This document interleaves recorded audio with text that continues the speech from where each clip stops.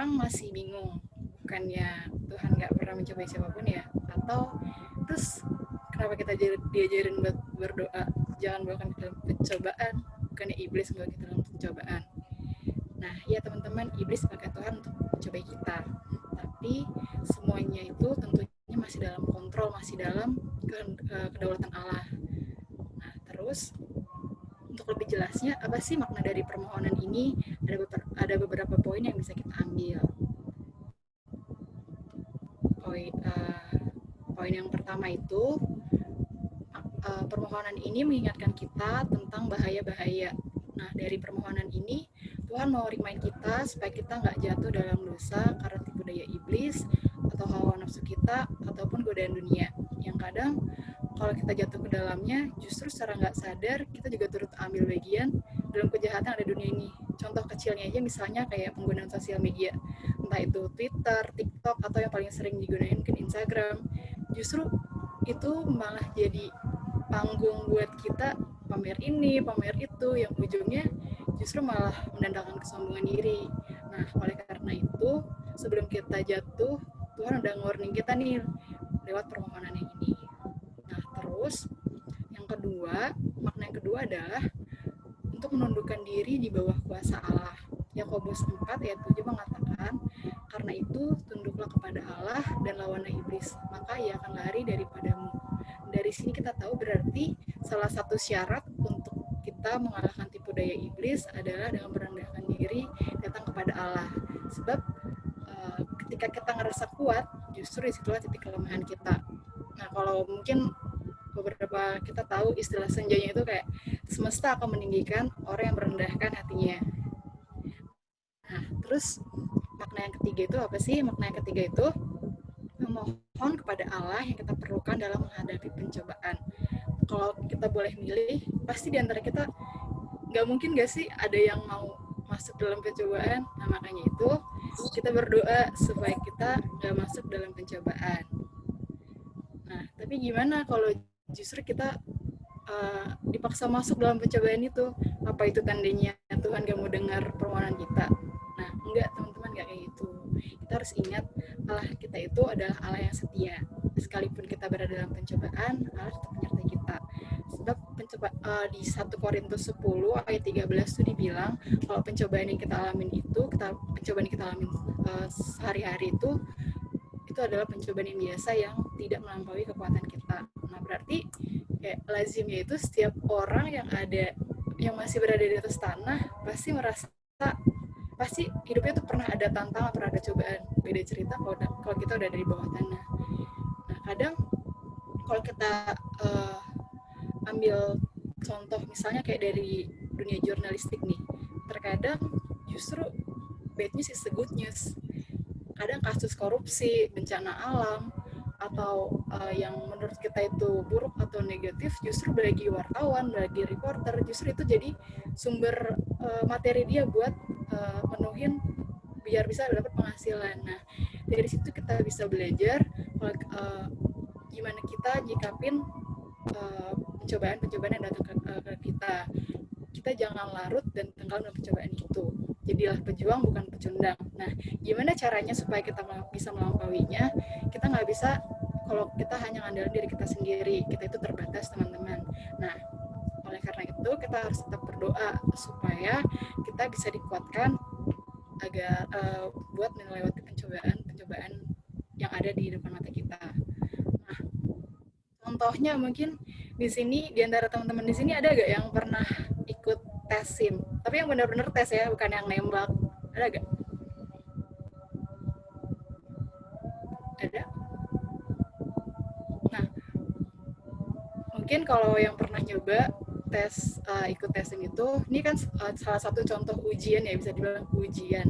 Ya walaupun itu contoh kecil dalam sehari-hari. Nah, mungkin ada yang sekali nyoba itu mulai dari seleksi administrasi, terus juga cek kesehatan, tes tulis, tes praktek bawa motor atau mobil itu bisa langsung lolos. Tapi kadang ada juga beberapa orang yang gagal terus, entah itu gagal pada saat prakteknya lah, udah di akhir gagal, tapi itu berat dan harus ngulang lagi di minggu berikutnya. Nah, sampai pada akhirnya bisa lolos buat dapat SIM itu. Nah, pelajaran yang bisa kita ambil dari sini tuh ujian SIM tadi walaupun awalnya capek kayak ya elah gagal lagi tapi pada akhirnya itu justru mendatangkan kebaikan juga buat kita. Misalnya kita yang tadinya nggak terlalu tahu tentang satu peraturan di lalu lintas gitu, nah lewat tes ini kita bisa jadi lebih aware sama peraturan itu dan kita juga bisa lebih safety gak sih dalam berkendara. Nah, dari ilustrasi itu maknanya sama kayak kita yang melewati pencobaan dengan kekuatan dari Tuhan. Ketika kita setia sampai akhir, hasilnya juga akan manis. Sebab Tuhan berjanji akan memberikan mahkota kehidupan bagi anaknya yang setia padanya. Mungkin ada satu mindset yang mungkin selalu mengasumsikan kalau setiap pencobaan itu turun karena Tuhan. Nah, ya emang sih semua yang ada di dunia ini, semua yang terjadi, segala sesuatunya tuh udah Tuhan yang atur. Tapi coba kita bercermin dari diri kita. Mungkin terkadang justru kita sendiri yang bikin cobaan itu datang karena mungkin itu karena cara hidup kita atau perilaku kita yang menyimpang dari kehendak Tuhan. Nah, mungkin dari situ bisa jadi bahan evaluasi dan refleksi diri kita masing-masing. Nah, closing statement dari permohonan ini yang aku tangkap, setiap hari kita menyadari iblis sangat ingin menjatuhkan kita. Setiap hari kita menyadari kedagingan kita berjuang untuk mengalahkan jiwa dan roh kita. Setiap hari kita juga menyadari bahwa dunia menawarkan banyak hal yang indah. Tapi, teman-teman, mari kita menjaga diri kita dengan berdoa setiap hari, setiap saat kepada Tuhan. Berdoa supaya Dia tidak membawa kita ke dalam pencobaan, atau sekalipun kita masuk dalam pencobaan, kita boleh dikuatkan oleh Tuhan. Dan berdoa supaya Dia melepaskan kita dari si jahat. Mungkin itu dulu yang bisa aku sharingkan, kita bahas bersama mengenai permohonan ke-6 dalam doa Bapa Kami ini. Apakah ada teman-teman yang ingin men-sharingkan yang didapat malam ini, atau ada yang pernah punya pengalaman relate sama permohonan ini? Persilahkan. Atau ada yang ingin menanggapi atau bertanya juga boleh, dipersilakan. Open mic boleh. Atau di chat room juga.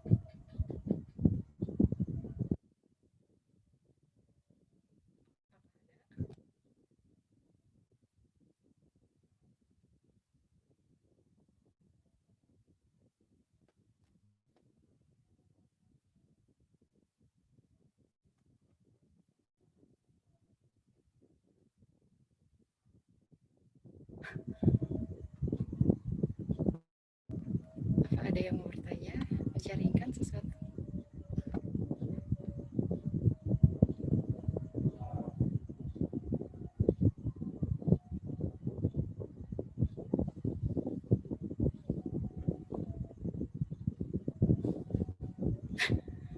Ditunjuk aja nih Bang.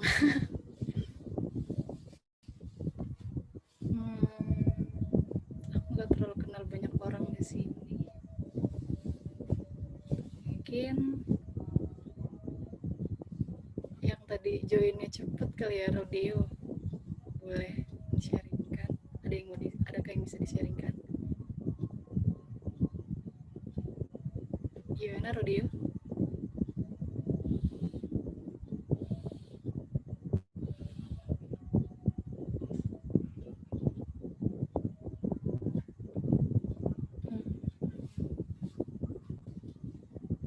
Oh, 3 tahun. Atau satu orang lagi deh, mungkin tahu.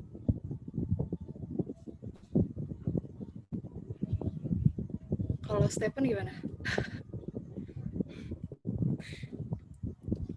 Jadi gua mulu dong, yang lain. Ih, nggak tahu siapa lagi. Gua aja deh yang nunjuk ya. Gua aja Ya udah, nunjuk. boleh. Gue siapa? Gue nunjuk anak politik aja deh. Gue nunjuk Cahaya. Gimana Cahaya? Cahaya harus mau ya.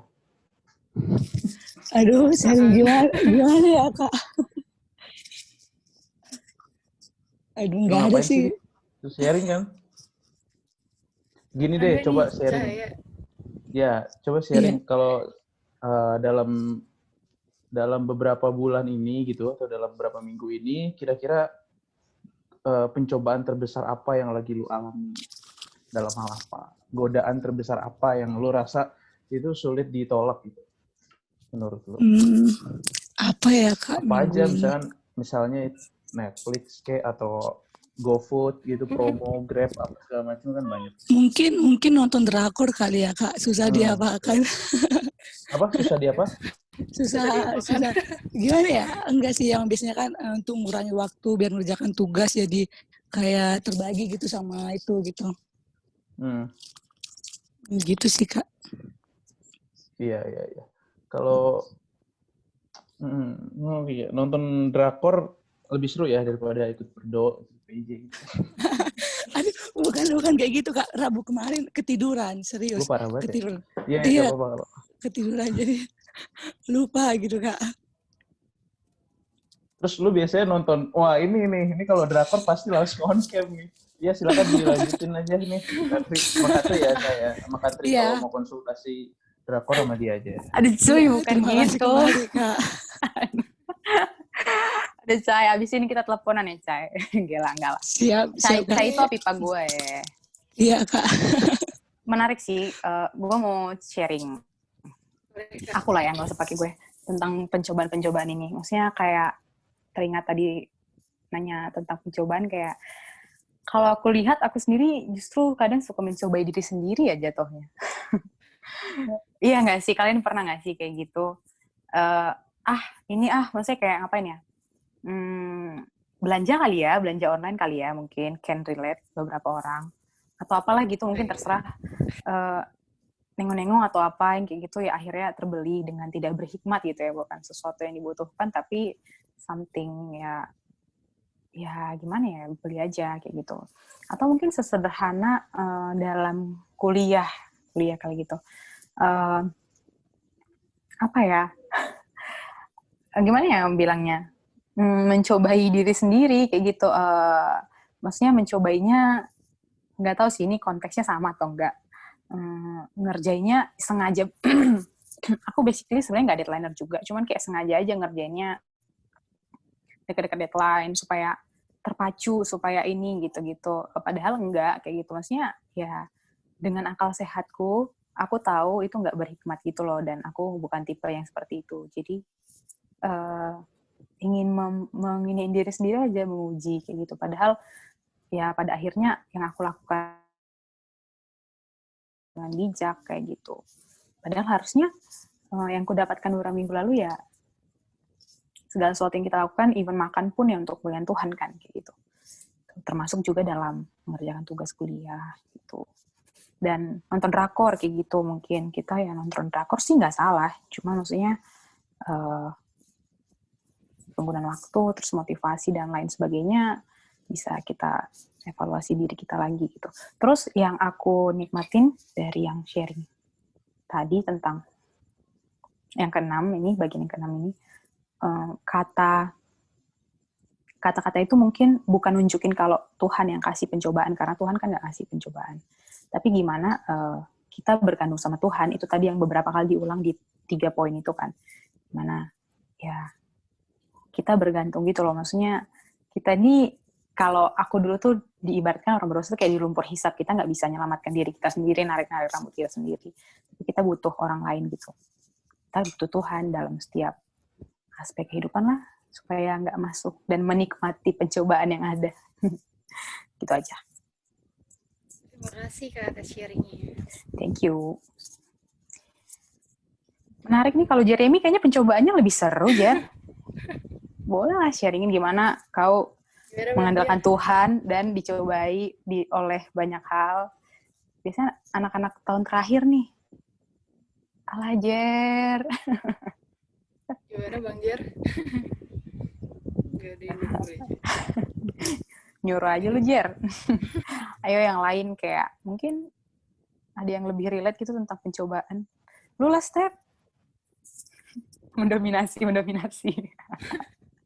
Ya nih, gue sebenarnya nggak suka nih terlalu mendominasi. Iya, yuk. Maksudnya Yang Kayak lain gitu, aja, yang lain aja. Jangan step mulu lah, bosan. Bosan. Gak ada yang mau pasti kalau nggak ditunjuk. Mendingan lu tunjuk aja. Gue pengen ini dong. Kepo nih sama ini siapa tadi yang datang ya? Iren atau Sela deh. Sela boleh deh. Si Hombing, Iren, si Batuara. Kalian berdua, adakah sharing pengalaman? Atau maksudnya ada mungkin sesuatu hal yang kalian gak ngerti gitu? Pemahaman-pemahaman tentang ini juga boleh kita obrolin. On mic doang juga gak apa-apa kok. Oke, Sela. Gimana tuh?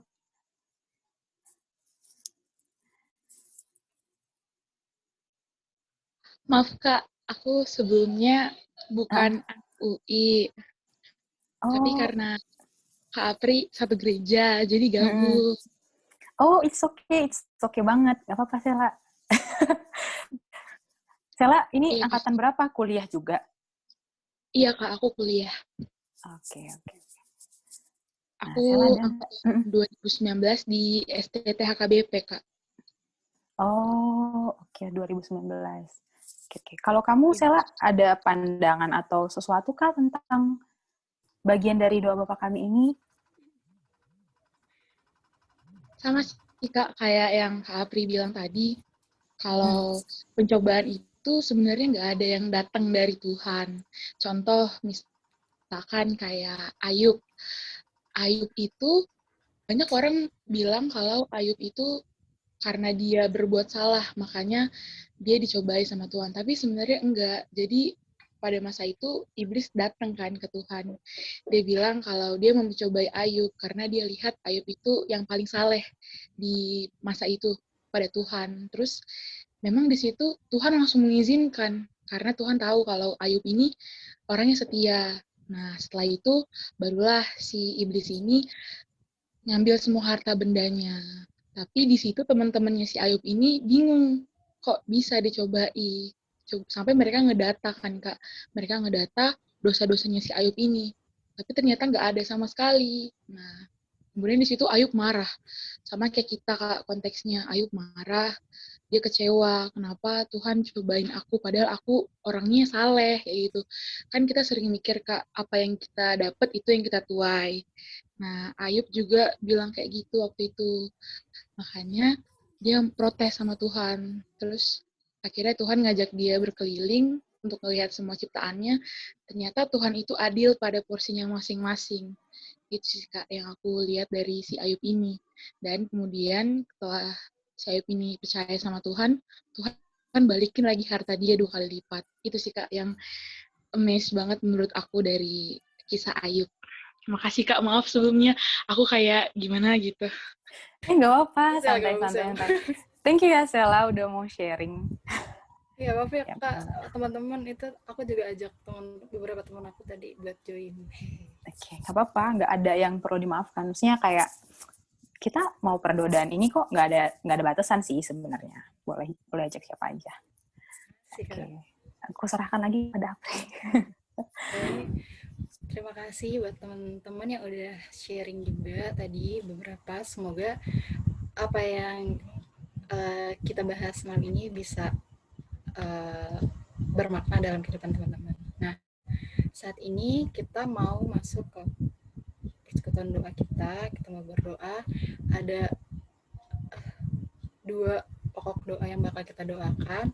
Yang pertama itu pada tanggal 17 November kemarin WHO memperingatkan warga seluruh dunia bahwa kasus COVID-19 terus naik. Dan yang kedua, kita akan mendoakan Pilkada serentak 2020 digelar di 270 wilayah meliputi 9 provinsi, 224 kabupaten dan 27 kota akan diadakan pada bulan Desember mendatang.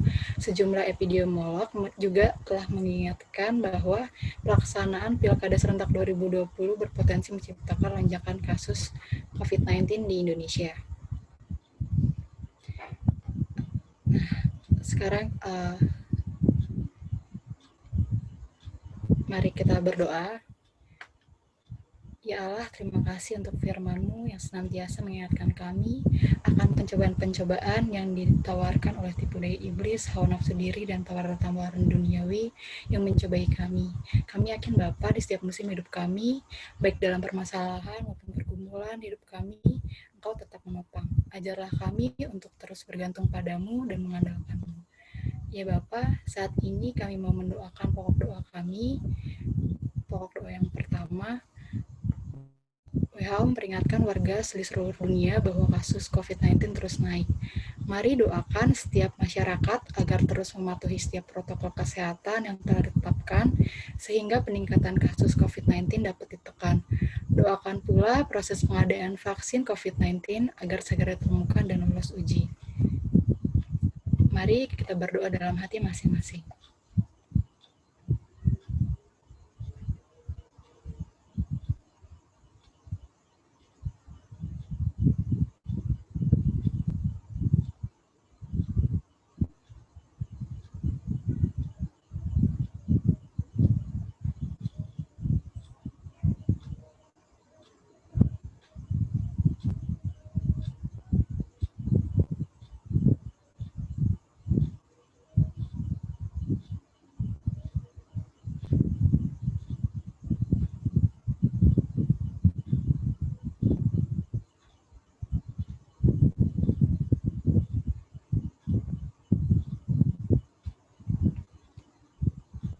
Lalu kita mau mendoakan pokok doa yang kedua. Pilkada 2020 serentak digelar di 270 wilayah yang akan diadakan pada bulan Desember mendatang. Sejumlah epidemiolog juga telah mengingatkan bahwa pelaksanaan Pilkada serentak 2020 berpotensi menciptakan lonjakan kasus COVID-19. Mari doakan pemerintah, KPU, TNI Polri, dan setiap pihak yang terlibat dalam persiapan Pilkada serentak Desember mendatang agar diberikan hikmat dan ketegasan agar semua pihak mematuhi protokol kesehatan serta menjaga stabilitas sosial, politik, dan keamanan. Mari berdoa dalam hati masing-masing.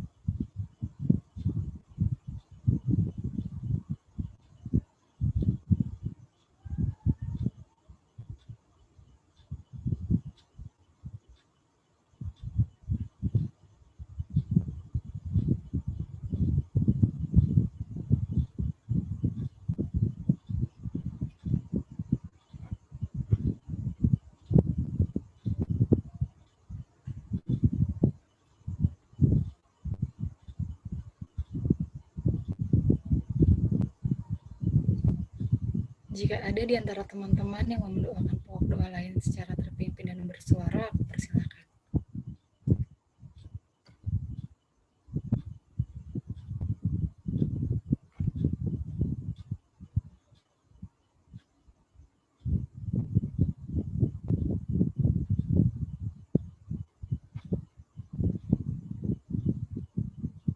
Ya Tuhan, terima kasih atas kesempatan yang Kau berikan bagi kami untuk menaikkan doa-doa kami. Kiranya kehendak-Mu yang jadi Bapa atas setiap doa dan permohonan kami.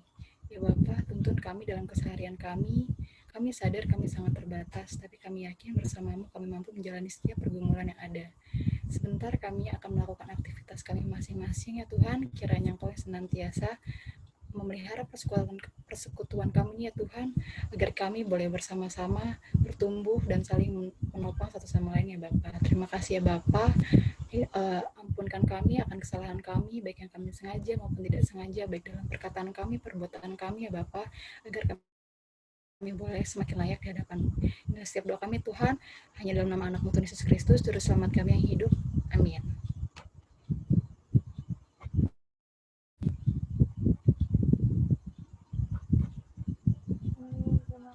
Terima kasih teman-teman. Terima kasih teman-teman yang udah join. Selamat Thank you, hari Apri. Rabu. Have a good rest and God Have a bless good you. Selamat day. hari Rabu semua. Apri jangan keluar dulu ya. Oke. Makasih Sela, makasih Thank you semua. Suyanti, Rodeo, Maranatha, Feby, Lorenzo, Roinil, Prilly, Yes. dan Cahaya. Dadah. Makasih, Kak. Terima kasih Kak. Oke. Buat yang Thank